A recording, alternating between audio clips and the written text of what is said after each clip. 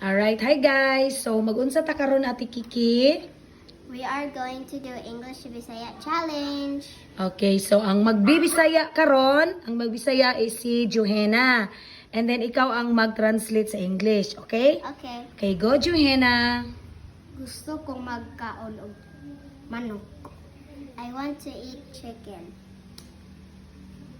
Ganahan ko magdula og mga dulaan. I like to play with toys. Ganahan ko mag-TV. I like to watch TV.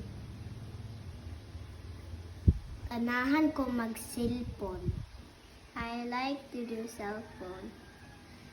I like to play with my friends. O, bisaya ato. Gusto ko magdula sa akong mga amigo.